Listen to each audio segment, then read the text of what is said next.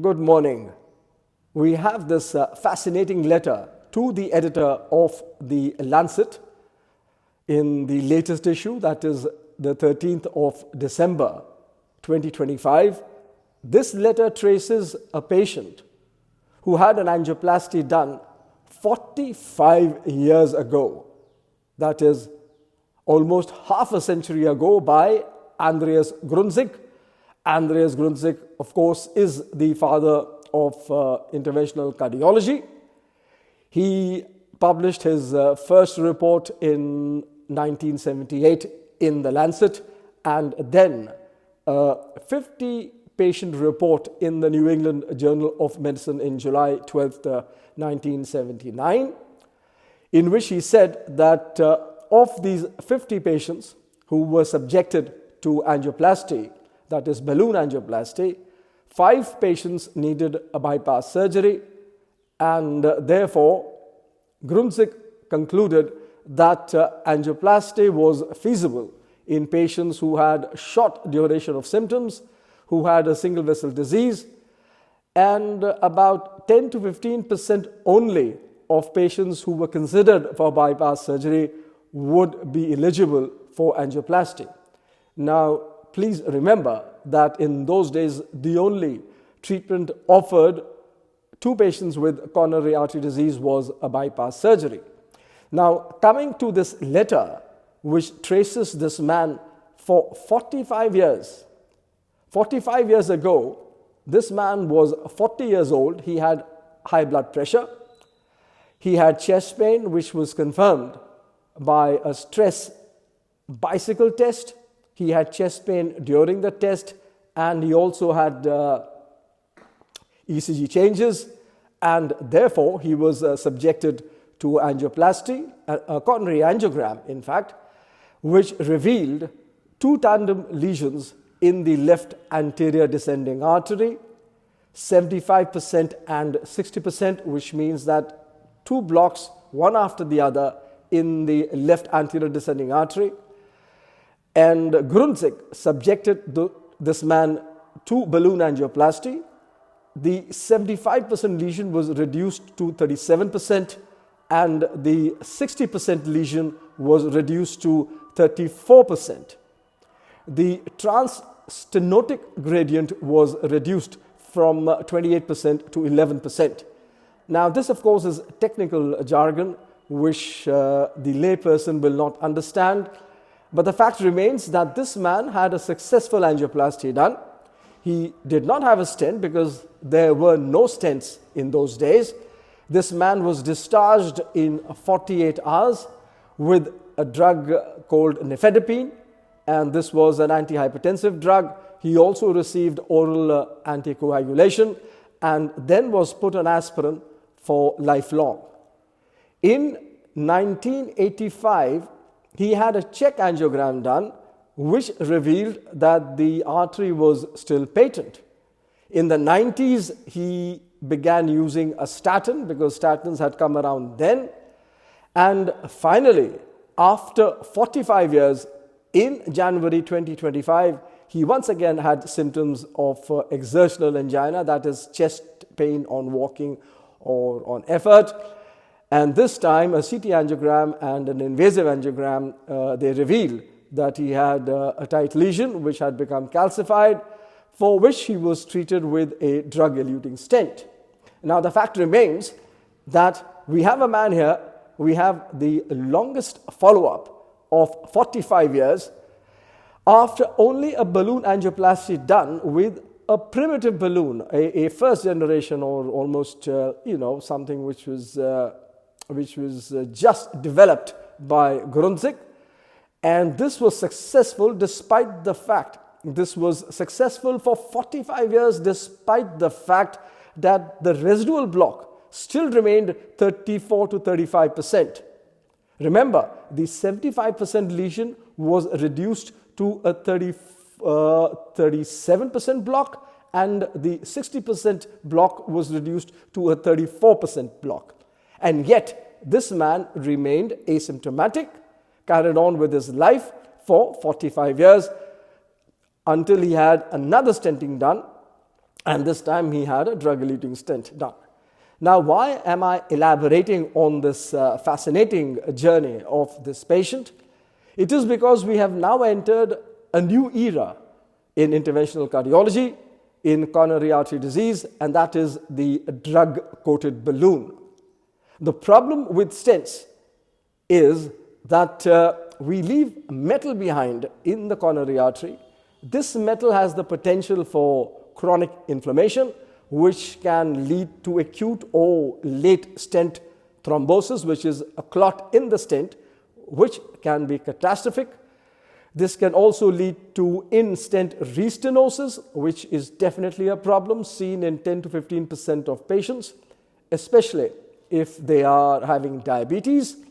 The other problem is that the stent cages the vessel. It paralyzes the coronary vessel. The vessel can no longer expand or contract physiologically. And then we have the problem of giving blood thinners, that is a dual antiplatelet therapy. Of course, now we use DAPT, that is dual antiplatelet therapy, for only 1 month or 3 months.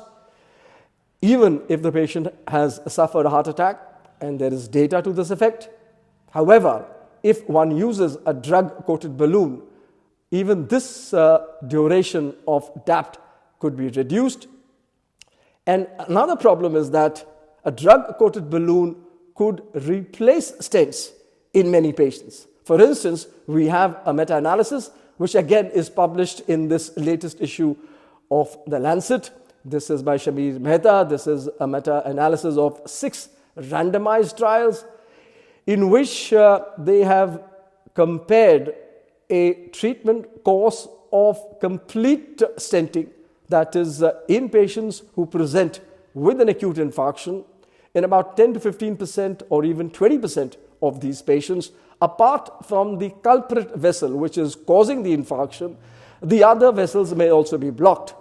So what these researchers are suggesting, or rather concluding, based on this meta-analysis of 6 randomized trials, including 8,800 patients with an average age of 65 years, is that when you do a complete revascularization, that is, when you stent the culprit vessel and also stent the other vessels in the same hospital stay or soon after, as compared to only stenting the culprit vessel, then the chances of having a heart attack or mortality is significantly reduced with the complete revascularization program.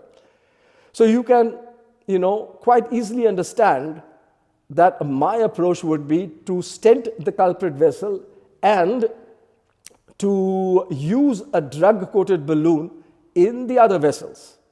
Now, this meta-analysis also suggests very profoundly that the difference or the improvement in mortality and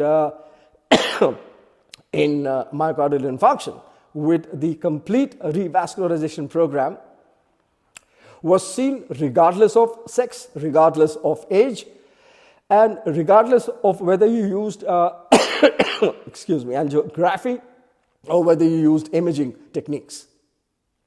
So the take-home message is that a drug-coated balloon in which a stent is not employed would be the new course of treatment, the new method of treating patients in lesions which are seen in small arteries, that is smaller than 3 millimeters or rather 2.5 millimeters in size, in diffuse disease, in long lesions, also in bifurcation lesions, and in patients with acute infarction, in which they could be employed in the non-culprit vessels.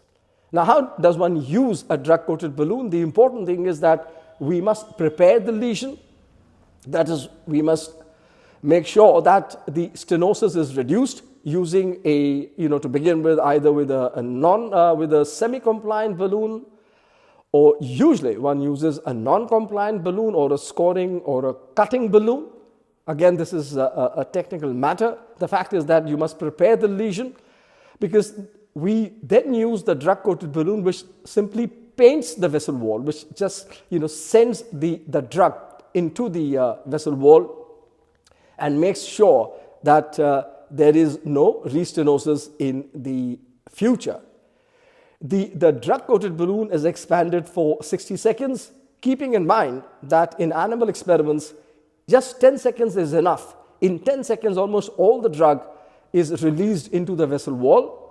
However, it is recommended that one dilates the balloon for 60 seconds. You could dilate it for a shorter time, let's say 40 seconds, or maybe for a slightly longer duration, or you could even use burst balloonings. That means you inflate the balloon for 20-25 seconds, and then again inflate it for another 20-25 seconds, and you could still inflate it for another 20 seconds.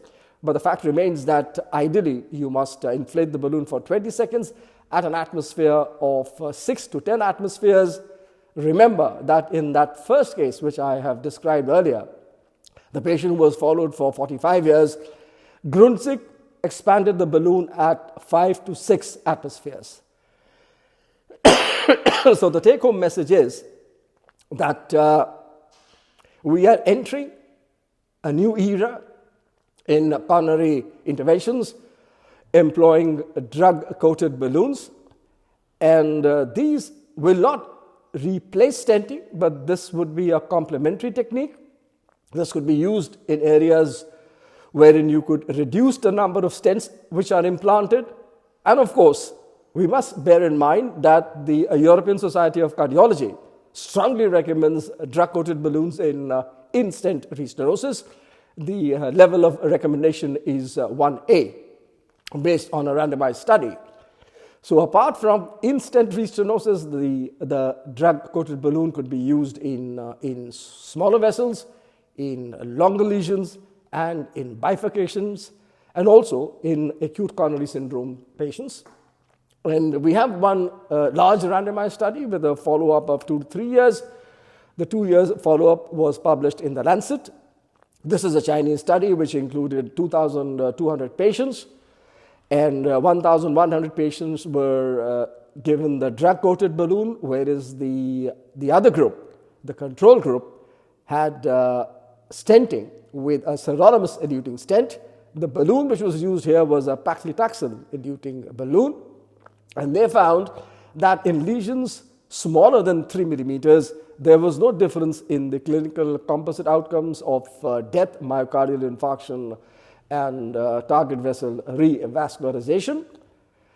But overall, in a 3-year follow-up, which was published in JACC in September 2025, the drug-coated balloon across the board was not non-inferior or not inferior to the drug-eluting stent cohort, but the authors took pains to emphasize that the difference in the clinical outcomes were getting reduced. In the first year, the clinical outcomes the difference was almost 1.7%, and this got reduced to 0.58% in the third year. The study continues. We will have more reports. So to summarize, the drug-coated balloon, like bypass surgery, cannot be replaced entirely by stenting. Stenting cannot be replaced entirely by drug-coated balloons. The drug-coated balloons would be complementary to the drug-eluting stent, but they would be, I think, preferable in lesions in arteries which are smaller than 3 millimeters, especially in Indians, in long lesions, in bifurcation lesions, and also in acute infarctions for the non-culprit vessels. Thank you very much.